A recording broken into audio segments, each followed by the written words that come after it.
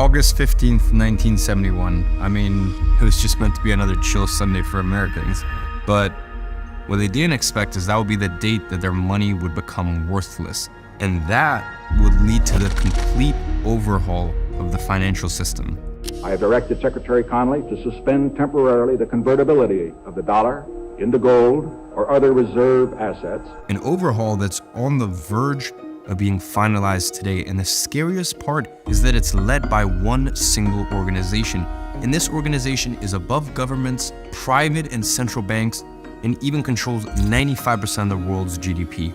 The year was 1971, perhaps the most pivotal year in recent history that you've never even heard of. Now you might be asking, what exactly happened that year? And if it's so important, why does no one really know about it? Well, those were some of my central questions that began an investigation that would lead directly back to our favorite initiative, the Great Reset. So let's have a look at what actually happened in the year of 1971. Inflation soared, real wages were crippled, productivity and compensation were uncoupled. You see, the world took quite a turn in 1971. I mean, clearly wages started to decline drastically, and things that were previously correlated completely lost correlation overnight. And that, my friend, was just the tip of the iceberg. There were far more profound structural changes happening in the background. Something carefully planned and extremely shady was set to happen that year. You see, 1971 was the year that your money officially became worthless. Now, you might say that your money still has value to this day, and you might be partially right, but the question is, why does it have value?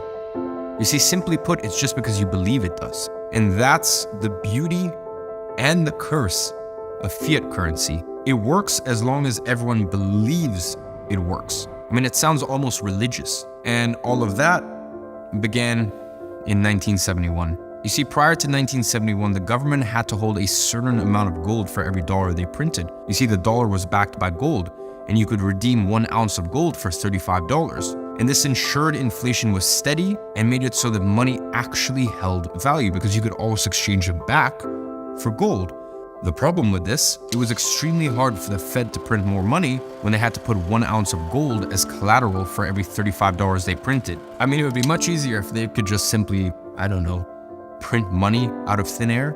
And that is exactly what they did, and still do to this day. That was the first big event that happened in 1971. President Nixon severed ties between the dollar and its golden base, meaning the dollar was no longer convertible to gold. And that is the very thing that has led to the obscene devaluation of the American dollar ever since. Now, learning that led me to an inevitable question. Why? Why would the government tarnish their own currency's value by taking it off the gold standard? And the answer became apparent very quickly. As always, it's all about control. You see, at the time, the US dollar was pegged to gold, and every other major currency was pegged to the dollar. So when England and France threatened to redeem their gold, the Fed was in trouble given their limited gold reserves. And at the same time, the US was facing a recession and was struggling to stimulate the economy because of the government's monetary policy. Because at the time, it was really just limited by the amount of gold they had. So the Fed needed a way out. They needed to boost their domestic economy and make sure the US remained the world's reserve currency.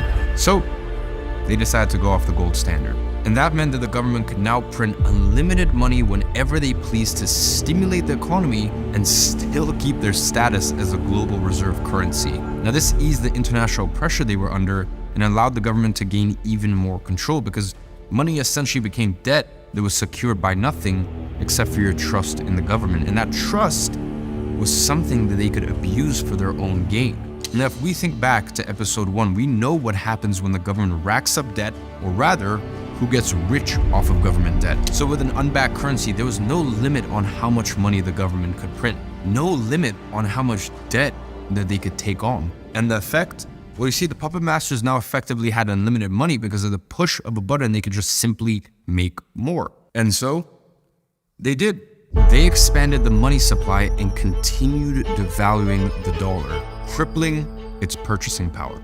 And now that the dollar could be printed on demand, the Federal Reserve was more powerful than ever before. And the puppet masters now had complete reign over the US money supply with the right to print it on demand whenever they pleased. How much they wanted, whenever they wanted it.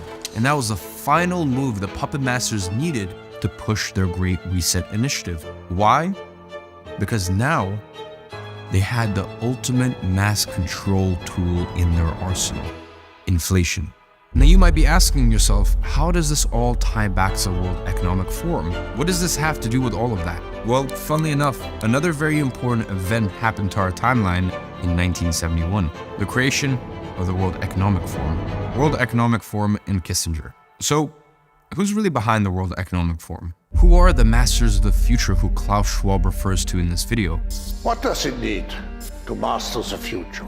I mean, we already know our buddy Klaus and his sinister intentions, but who else was involved? You see, as I kept looking into Schwab, the World Economic Forum, and the various crises, there was one name that kept popping up in the background. Now, we know that the World Economic Forum boasts that they are a private-public partnership. And we know the public part consists of every major government in the world. But who constitutes the private? As I kept looking into this list, it seemed to be endless. And I was able to dig up the list of attendees to this year's Davos conference. Name any major company, they had a representative there. I'm talking about the likes of Larry Fink, the CEO of BlackRock, the CEO of Bayer, etc., etc. And that begged the question, why were they all there? Why did they feel the need to rub shoulders with all of these politicians? You see, as I was asking myself this, I remembered a quote I uncovered during my World War II research. A quote from none other than the grandfather of fascism and a ruthless dictator. You see, Mussolini once said that fascism should more properly be called corporatism, since it's the merger of state and corporate power. You see, politics are kind of weird. We always think of the political spectrum, a continuous line with two endpoints, the left and the right, when the reality is that politics are kind of the exact opposite of this. Maybe the whole spectrum idea is just another tool used to divide people, who knows? But the reality is the political spectrum is kind of more like a circle than a straight line. So the ultra-leftists basically align with the ultra-rightists, or in nominal terms, communism and fascism aren't all too different. And the outcome for the people is largely the same: starvation, deprivation, and death. And the 20th century taught us as much. Now here's where things get interesting. The World Economic Forum kept taunting a so-called liberal agenda of global connectivity. But really it's not global at all, is it? Nor is it liberal. I mean, true liberalism is a small government that protects people's liberties, not a global government that tells you what food you can or cannot eat. That's why as I kept digging into who was actually behind the WEF, that one quote kept coming back to me. I kept seeing these huge global conglomerates and the most powerful politicians in the same room mingling and planning, and it became ever so apparent that Mussolini was right to call fascism corporatism. But one thing still didn't make sense to me. How did Klaus Schwab in the span of a few decades amass all of that power? I mean, how did he get the world's most powerful people in the same room at the same time every year, let alone get them all to agree on a global agenda? That seemed off to me. So I went back to the beginning, to the introduction of the WEF, because I knew I'd missed something. And I had, because I thought that Klaus Schwab had founded the WEF by himself, and whilst technically he had, I had missed the person who had helped him all along, a man named Henry Kissinger. Now, who the hell is Henry Kissinger, and why does he matter?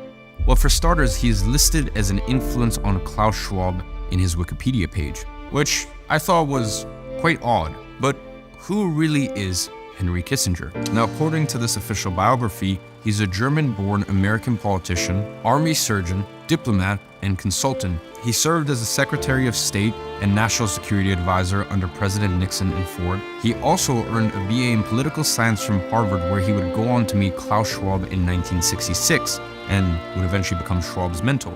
And by 1973, he had won a Nobel Peace Prize and remained a key foreign policy player in the 70s. And in 1977, he actually won the Presidential Medal of Freedom, and in 1986, he received the Medal of Liberty. I mean, a pretty impressive guy by all objective metrics, right? Now, as a 99-year-old, he regularly speaks at the WEF, he owns his own diplomacy consultancy, and he's the author of 33 books, the latest one coming out only last year. So it's pretty safe to say that Kissinger remains active in both business and politics. And it's also clear to see that Kissinger was a key influence on Schwab. He helped him in the creation of the WEF and continued being his mentor, as he still is. Well, with a guy like that by its side, I mean, maybe the WEF isn't too bad after all, right? I mean, surely a Nobel Peace Prize recipient can't possibly have non-peaceful motives. Well, if my investigation has taught me something, it's to never assume. So I kept digging into Henry Kissinger with the goal of finding out, who is he really? I'd analyzed dozens of speeches he'd given. I'd perused his most known books and his recent talk at the WEF with his closest confidant, Klaus Schwab. So let's have a look at one of his speeches at the WEF. Now, during the speech, Kissinger warned of a dilution of confidence in classic economic models, a challenge to the capitalist system, but also noted that a demoralization of the socialist systems which nowhere have produced the satisfaction of the human personality, and he concluded that all of these changes are global and would make ours a period of turmoil, even apart from any specific challenge that we face. I mean, that sounds rather timely, doesn't it? It kind of sounds like everything else the WEF has been saying lately. Only one difference. The speech is from 1980, 43 years ago, yet their tune hasn't changed one bit. And after I read that, I knew there was more to Kissinger. So I kept digging. Now it turns out this career politician wasn't as squeaky clean as his bio would suggest, and his Global Peace Prize was as riddled with as much controversy as his politics. I mean, he'd been embroiled in scandals like the 1973 Chilean military coup as the Secretary of State, where the US interfered with democratic Chilean elections because they didn't align with their objectives. Kissinger was no stranger to undermining democracy, and I can see why he fit in so well with World Economic Forum. I mean, he even said, "I don't see why we need to stand by and watch our country go communist due to the irresponsibility of its people. The issues are much too important for the Chilean voters to be left to decide for themselves." I mean, that really speaks for itself. He also greenlighted Argentina's military for their dirty war and led US support for Pakistan during the Bangladesh liberation. Pakistan, who were committing genocide, by the way. And there's even a book written about all the alleged war crimes he's committed, which was later turned into a documentary. And he won his Nobel Peace Prize for negotiating a ceasefire in Vietnam. But the ceasefire never even lasted, which is why his prize was so controversial. Kissinger also hid the bombing of Cambodia from Congress, so I can see why Klaus Schwab took a liking to him. And the most interesting fact was this: Kissinger was a Secretary of State under President Nixon, the very same president who got the US off the gold standard the exact same year the World Economic Forum was created by Kissinger's own prodigy. I mean, I'm sure you can start to see how everything really starts to connect here, and how there seems to be a few figures pulling the strings from the shadows. Anyways, one specific book that Kissinger wrote really got my attention. It was titled World Order, and World Order was truly an insight into Kissinger's mind. And it wasn't pretty. In the book, he writes on the role of government and those in it. The state is a fragile organization, and the statesman does not have the moral right to risk its survival on ethical restraint. In his vision for the world, it is a melancholy fact that the countries which are most humanitarian, which are most interested in internal improvement, tend to grow weaker compared to the other countries which possess a less altruistic civilization. But even after I'd uncovered who Henry Kissinger truly was, I still had an unanswered question. What was his role in the Great Reset? And after a few days of immersing myself in this despicable character that is Henry Kissinger, I found this quote that ended up changing the course of my entire investigation. Who controls the food supply controls the people. Who controls the energy can control whole continents. And who controls the money can control the world. This whole time I'd been so focused on the money. I thought the Great Reset was all about controlling the money. But there was a much bigger story that was hidden in plain sight. I had completely neglected two other major pillars that play a major role in the Great Reset plan: controlling the food and controlling the money. Food. WEF food. The end of meat. The rise of bugs as snacks. What the hell does an organization called the World Economic Forum care about what you eat? What the hell does Klaus Schwab gain from forcing bugs down your throat And why is meat so bad all of a sudden? So I thought I'd begin by analyzing what the World Economic Forum themselves were saying. It became apparent pretty quickly that the attack on food was underpinned by two things: climate change and how unhealthy the foods we eat are. And again, they're just trying to save you from yourself. Because of course, the World Economic Forum knows the best. The apparent climate crisis demands that we stop eating meat because it produces so much harm for the environment. And as I kept looking into this, I found countless articles saying how horrible meat production is for the environment. But you see, something felt off. I saw back to my investigation in episode 1. The puppet masters used crisis to push their own agenda, and every crisis is a unique opportunity. You see, something was off. They're telling you that a few gassy cows are so bad for the climate that we have to stop eating the very thing that sustained us for thousands of years. I don't think so. I mean, surely there had to be more to the story. And there was. It turns out that the US, where most of this propaganda came from, had a very, very complicated history with food. There are over 30 foods that are available for sale and consumption deemed edible in the US that are actually banned in most of the world. And that didn't sit right with me. I mean, the same people that were saying meat is so dangerous and so bad for the climate were selling you things literally banned in the rest of the world for being too dangerous to eat. And that, my friends, is the puppet master's hypocrisy for you. And these weren't just some niche products that nobody eats. These were household names, staples in the American diet. Products like Skittles, coffee creamer, and even apples. Yes, even apples, which are treated with a chemical called DPA, which has been linked to various cancers, yet the FDA turns a blind eye. Why? Because they don't actually care about your health or the environment. Otherwise, why would Mountain Dew, one of America's most popular sodas, include brominated vegetable oil, which is used in flame retardants and which the CDC themselves has said leads to memory loss and impaired coordination? Or things like Fruit Loops, which have ingredients proven to lead to the inhibition of cell development, yet nearly every child is fed it in the morning. And the most popular coffee creamer, Coffee Mate, contains hydrogenated soybean and cottonseed oils. And Skittles contains a dye called Yellow 5 and Yellow 6, just like Twinkies, both of which have been linked to various cancers. Yet these products line the shelves of every single American supermarket and no one bats an eye. But meat? Oh no, you can't eat that. But fake lab-grown meat?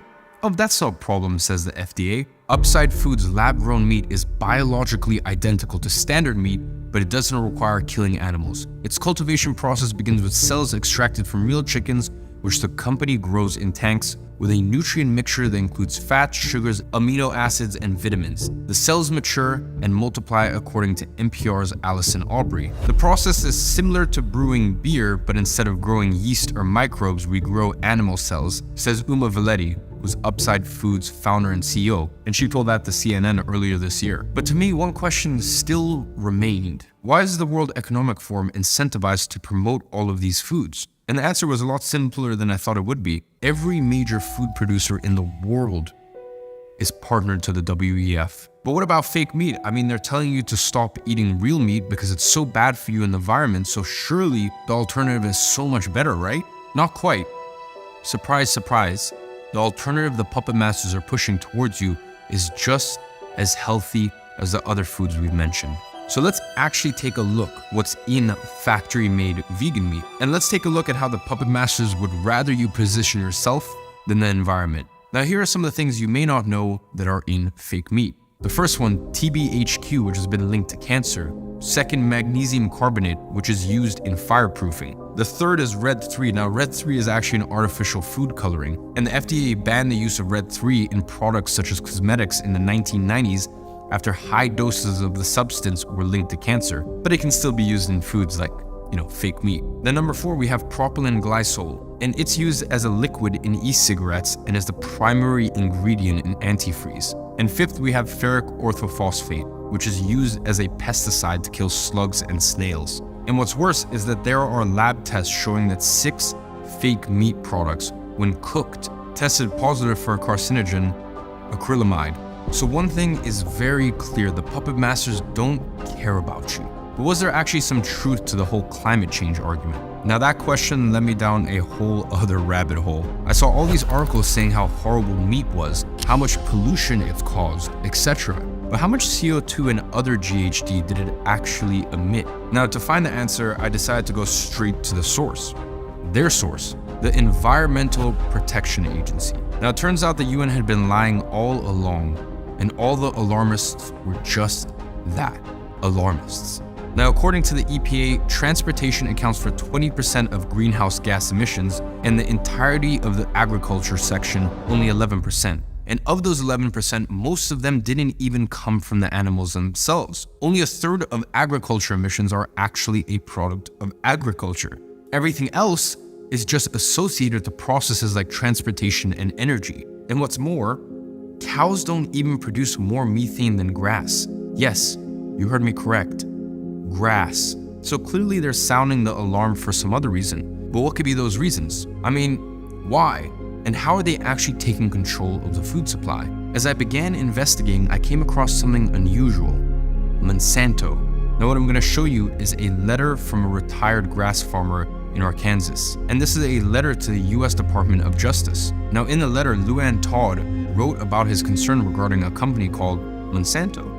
I am concerned that Monsanto's control of life genes in the form of seeds and their implicated control of production of food in general by the way of built-in pesticide, herbicide, and fertilizer requirements attached to their lines presents a serious threat to the ability of people in the United States and around the world to feed themselves at a price that they can afford. Wait a minute, so this company Monsanto controls the genes of seeds and by extension the food supply? I mean, first of all, who even is Monsanto and are they even related to the Great Reset? Well, let's put a pin in that name and have a look at what Todd actually had to say about them. I see the same thing happening in the agriculture sector that we are seeing in the financial sector. The people who created the problems are being put in positions in the current administration's Department of Agriculture where they will continue to restrict the rights of farmers and gardeners to pursue food protection independently. The people who created the problems are being put in positions to solve them. I mean, that sounds awfully familiar, doesn't it? But this raised another question. What happened in the financial sector that Todd references? Now we'll get back to that in just a second, because as I kept reading this letter, I could not believe the quote that Todd had in the next paragraph. To quote Henry Kissinger in 1970, who controls the food supply controls the people, who controls the energy can control whole continents, and who controls money can control the world. Now, at first I wasn't sure that this company had anything to do with the Great Reset, but seeing that quote again made me absolutely sure, and also made me realize just how sinister their plot truly is. I don't want any corporation or group of corporations in a position to control people with food. Well, that is exactly what happened. Having read that, I continued to dig into Monsanto, and what I found was nothing short of evil. My first question was, what the hell was going on with these seeds? Turns out that Monsanto had bioengineered certain kinds of seeds and then had gotten a patent for them.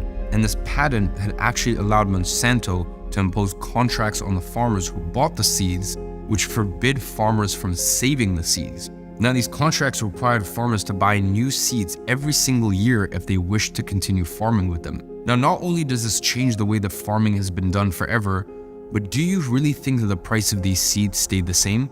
No, of course not. Monsanto raises their prices by as much as 42% yearly. Now, that looks an awful lot like a stock chart, yet it's the price of seeds since the 90s. So no wonder the small local farmers are getting wrecked when they get strong-armed into contracts by billion-dollar companies who have patented seeds. Now, here's where things get really evil. You see, if a farmer is caught using last year's seeds, which they would know because they genetically engineer them to be able to tell, well then Monsanto comes after them with full force. Divide and conquer, the old adage goes, and that's exactly what Monsanto is doing. They're turning farmers onto each other by running a hotline that encourages farmers to snitch on one another, and they even hire retired farmers to try to convince and lure farmers into buying old seeds so that they can be caught and litigated. I mean, it sounds like quite the undercover operation, doesn't it? But that's the length that these immoral companies will go to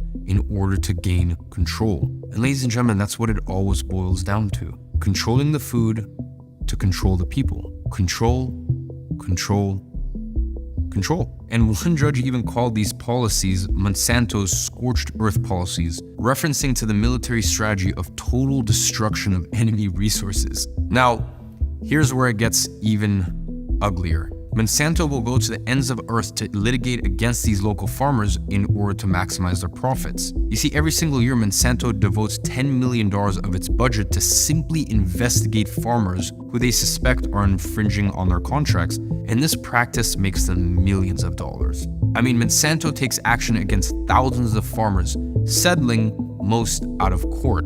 Some would say legal extortion. And from the few that have ended up in court, farmers have had to pay an estimated $100 to $160 million. But ladies and gentlemen, that was really just the tip of the iceberg. The more I looked into Monsanto, the more lawsuits that kept coming up. And they were all tied to their flagship product, a weed killer called Roundup. I mean, as a worm, Monsanto's weed killer has been proven to cause cancer in hundreds of farmers. Now, how had this gone on for so long? I see the same thing happening in the agriculture sector that we're seeing in the financial sector. The people who create the problems are being put in positions in the current administration's Department of Agriculture, where they will continue to restrict the rights of farmers and gardeners to pursue food protection independently. The people who created the problems are being put in positions to solve them. Monsanto's revolving door.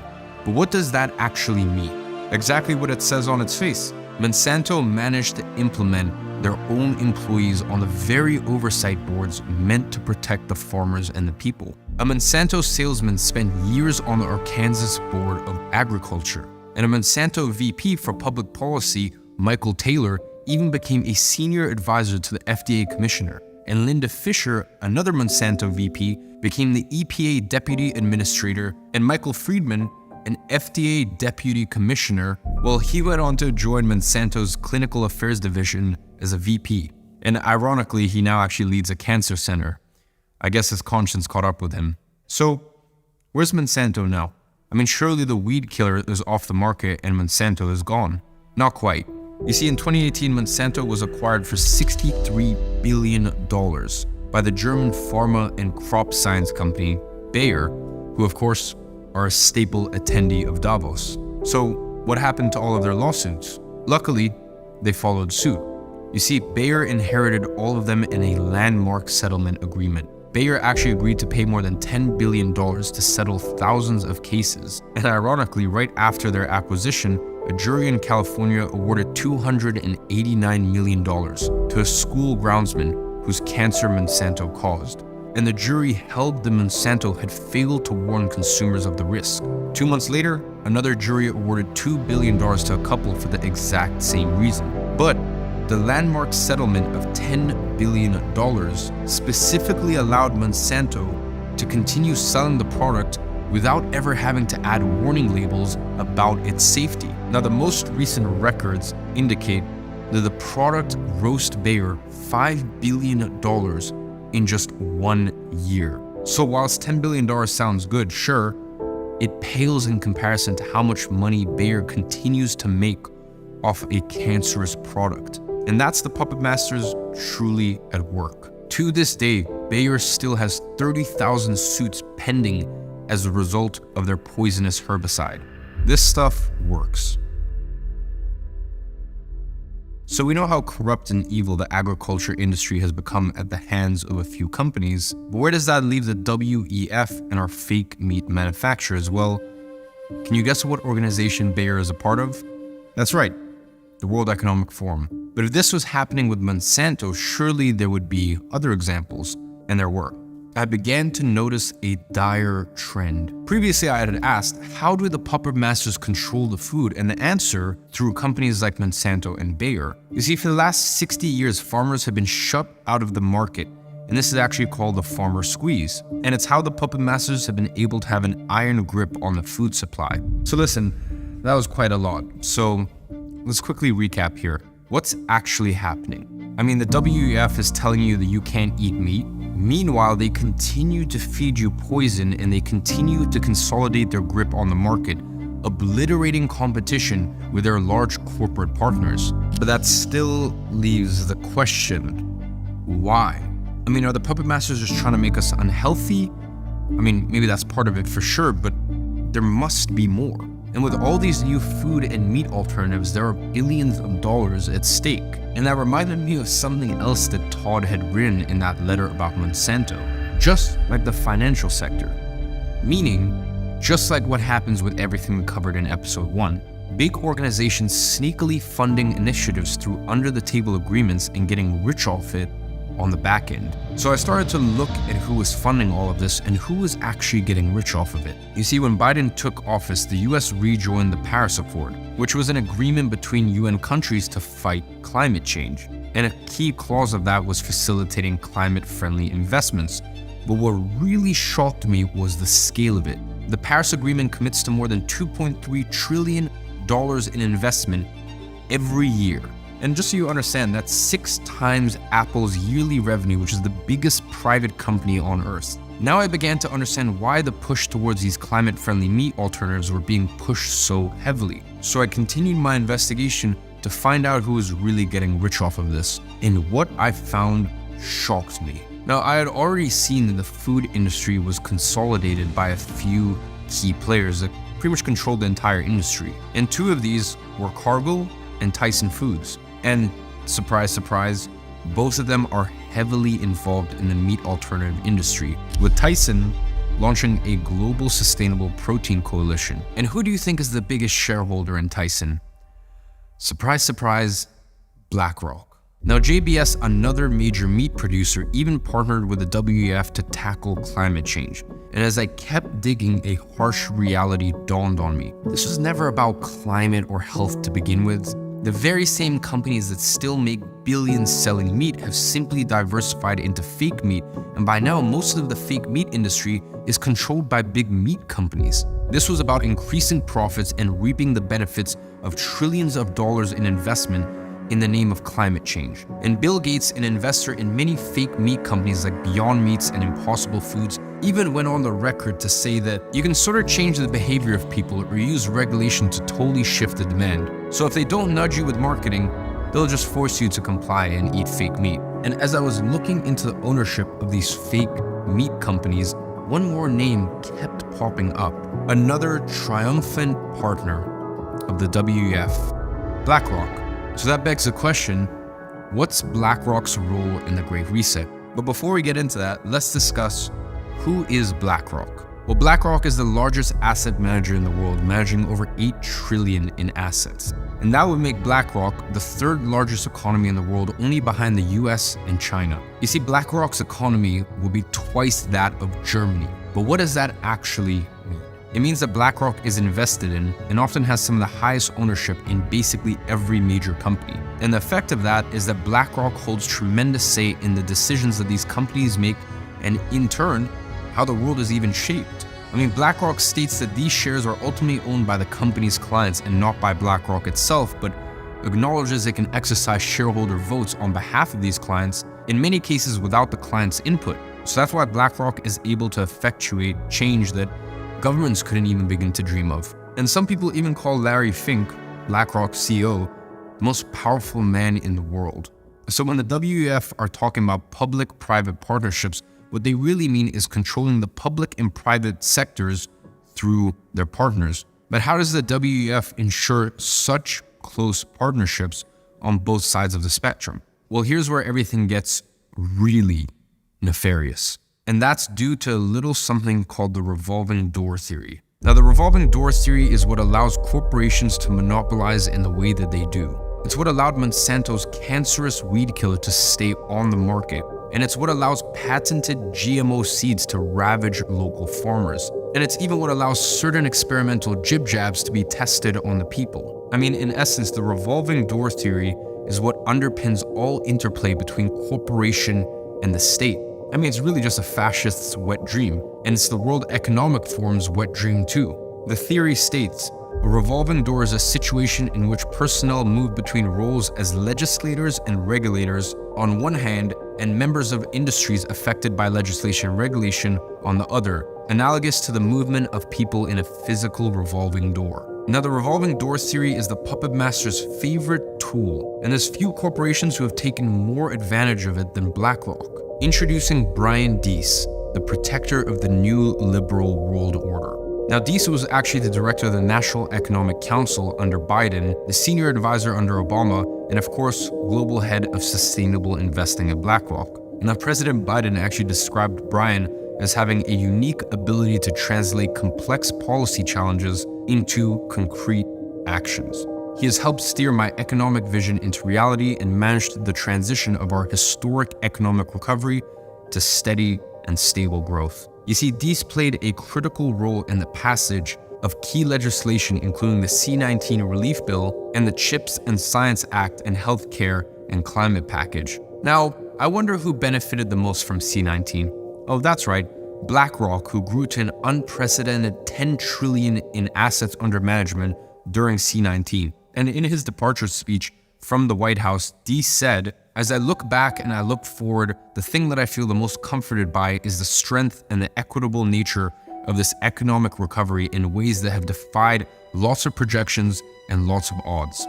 Did you catch that? Equitable nature?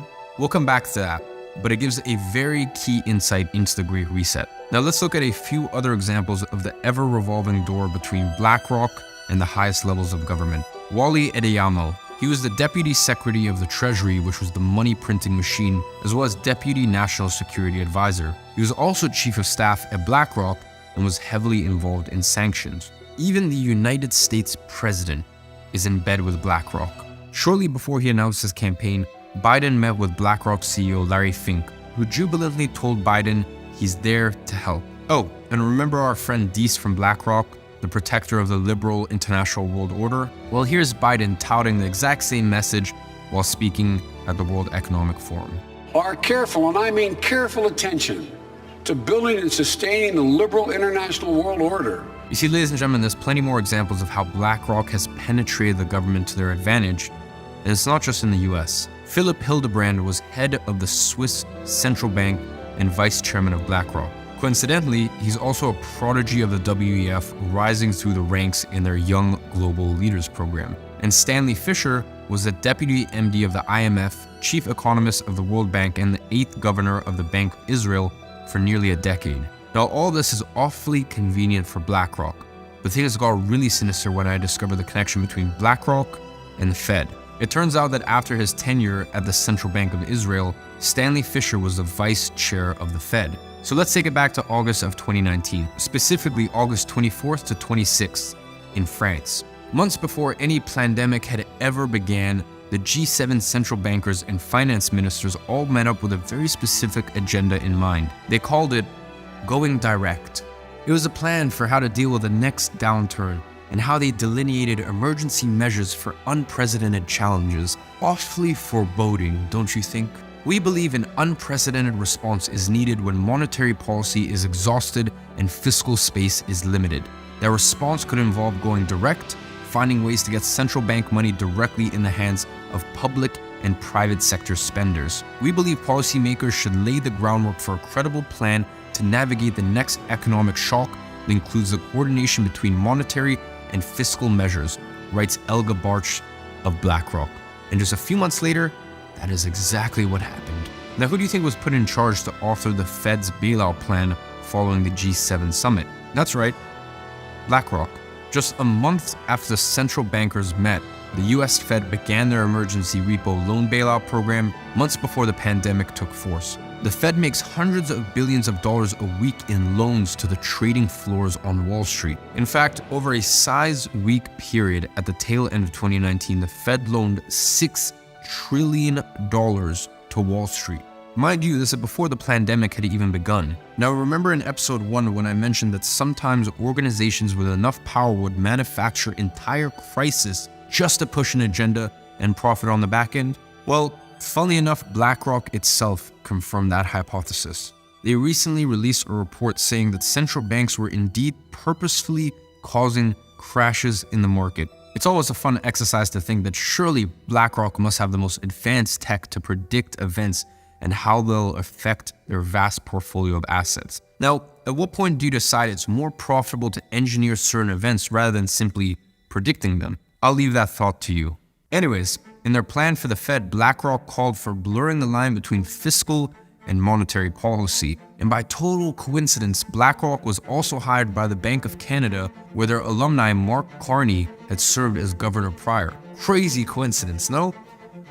But it gets worse, because BlackRock's plan for the Fed also called on the Fed to go direct and purchase almost $1 trillion in corporate bonds and ETFs. And conveniently, BlackRock manages some of the world's largest ETFs. And to add even more insult to injury, BlackRock was to get $75 billion in taxpayer money to eat the losses on its corporate bond purchases. 47% of BlackRock's ETF purchases were also purchases of their own ETFs. And funny enough, Fed Chairman Jerome Powell, well, his own personal assets are also managed by BlackRock. Funny coincidence, huh? And the plan also included helicopter money in the form of stimulus checks. But wait, didn't Biden praise BlackRock's Brian Deese in passing the very act that led to the stimulus check? That's right. Now, who do you think authored this plan then? Our aforementioned friends, Stanley Fischer, Philip Hildebrand, Gene Boyven, and Elga Barcht. This also begs the question, how does BlackRock square with the WEF? WEF and BlackRock. Well, we know that the WEF has a certain agenda and that they rely on public-private partnerships in order to make their plan work. And we also know that every world leader is a part of Klaus Schwab's cult. And we've just seen how BlackRock is their most important private partner. So it'll come as no surprise that Larry Fink and BlackRock actually joined the board of the World Economic Forum, and their intentions, well, they couldn't be any more clear. Remember Deese's remarks of an equitable future? Well, that's right on par with the World Economic Forum. You see, we know that the World Economic Forum wants you to own nothing and be happy, but how will they make that happen? How does BlackRock fit into that? Well, the vehicle that will push the Great Reset forward is stakeholder capitalism, which you might remember from episode 1. And BlackRock's CEO, Larry Finch, just launched a Center for Stakeholder Capitalism, which will help us further explore the relationship between companies and their stakeholders, and between stakeholder engagement and shareholder value, and will bring leading CEOs, investors, policymakers, and academics to share their experience. And in Larry Fink's annual letter to CEOs, he wrote, "Our conviction at BlackRock is that companies perform better when they are deliberate about their role in society and act in the interests of their employees, customers, communities, and shareholders. When we harness the power of both public and private sectors, we can achieve truly incredible things, and this is what we must do to get to net zero." Sounds quite familiar, doesn't it? So what the hell is stakeholder capitalism? You see, it's an entirely new economic system that the World Economic Forum is using to implement the Great Reset. Stakeholder capitalism shifts the responsibility of a company away from their shareholders to the community and other stakeholders. Now, tangibly, the effect of this is that companies are responsible for everyone, but accountable to no one, which means they get to push whatever agendas they want without worrying about their shareholders. And it facilitates exactly what Brian Deese talked about equity. The issue with this regime is that it gives the puppet masters ever more power to act in your best interest however they see fit. And BlackRock is there to make sure that the companies they control will implement the World Economic Forum's stakeholder capitalism. So we covered money in episode 1, now we're covering food, the revolving door theory, as well as BlackRock's immense power. But what about the last part of Kissinger's quote? What about energy? You see, in the fall of 2022, the energy crisis in Europe began, which later morphed into the cost of living crisis. The cost of living crisis is fueled by two things: inflation making everything expensive, as well as high energy costs trickling down. Now, we've already discussed how the puppet masters use inflation to control the masses and enrich themselves, but what about energy? What caused the energy crisis in Europe? Now, before we get into that, let's recall the theme of the first episode. The puppet masters using crisis to further their agenda. And that's exactly what they've done with the energy crisis. In their move towards a green and sustainable future, Germany decided to decommission their nuclear energy plants, which made them entirely reliant on natural gas from Russia. And more than just being a dubious foreign policy decision, this put the entire continent in jeopardy. Sure enough, when the puppet masters' next crisis broke out, the war in Ukraine, and the natural gas pipeline mysteriously burst, Europe was basically fucked. And the effect? Exorbitant energy prices. And who bears the cost of that? It's the people, either directly or indirectly, with even higher inflation as the government spends more. And the outcome? Well, it's another crisis the World Economic Forum can exploit as they move to even more renewable energy sources, knowing damn well that it was the move to these that started the crisis to begin with. War over energy resources has riddled history. I mean, just have a look at the Middle East and US foreign policy over the last few decades. And now is no different. But this time they're using the crisis for more than resources. They're using the crisis to change our world and tell us how we ought to live. The World Economic Forum just released their global risk report, and top of the list for the next 2 years, cost of living crisis, also dubbed the energy and inflation crisis, and top of the list for the next decade, failure to mitigate climate change. In the last few weeks, they have really taken their agenda to the next level. Do you remember the Paris Agreement and how $2.3 trillion was pledged yearly to green investments? Well, the Prime Minister of the UK just took things to another level, putting that pledge to shame. At the last conference where he praised Mark Carney for his work and announced 3 new measures including rewiring the entire financial global system. You see, 2 years ago, Carney unveiled a $130 trillion pledge for climate finance. So now you can see the incentive structures that are pulling the strings behind the scenes. We want to require the entire financial system for net zero. So now the puppet masters are using energy and energy transitions to gain even more control. At the World Economic Forum, they are already talking about managing energy demand. And what does that actually mean? It means they will choose when and what you can use your electricity for. And once that happens, your sovereignty will be long gone. But how does BlackRock fit into the whole energy crisis? The answer is Ukraine. You see, the energy crisis was caused in large part by the war in Ukraine. And remember in episode 1 how the puppet masters got rich off of playing both sides of the fence? Well, this case, of course, is no different from that. You see, the puppet masters get to use the energy crisis to further their agenda, and they get rich off of war. Again. And who's our prime suspect? BlackRock. You see, some of BlackRock's biggest holdings include key defense contractors for the DoD, and who else gets rich off of wars other than the bankers? Well, of course, the companies that make the weapons. And who gets rich off of that? Their shareholders. You see, BlackRock is the 3rd largest shareholder in Lockheed Martin, and the 5th largest in Boeing, the 2 biggest winners of defense contracts. But what's more, didn't we say that the puppet masters get rich off of both sides of the war? They do, but in the case of Russia and Ukraine, they got a little bit more creative because they couldn't arm the Russians, so instead BlackRock is getting rich off of arming Ukraine and rebuilding it. You see, in September of last year, Zelensky, the president of Ukraine, met with BlackRock's CEO Larry Fink and struck a deal for BlackRock to be in charge of rebuilding the country.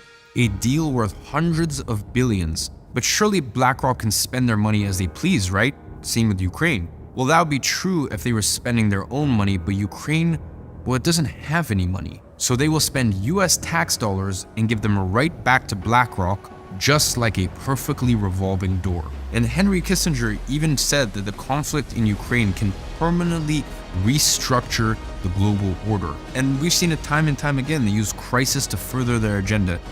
And this time is no different. Whether it's about Ukraine or energy transitions, the end game is always the same. But as I was uncovering all the players behind the scenes, I had one central question in mind. How would the puppet masters control all the money pledged to fight climate change? I mean, after all, tracking $130 trillion isn't all that easy. But that's when I discovered something new. A plot to control money to a degree I hadn't even thought to be possible. And who is leading the charge on this authoritarian initiative? Well, a secret organization that controls 95% of the world's GDP, of course. And that's when things took a turn and became even more sinister.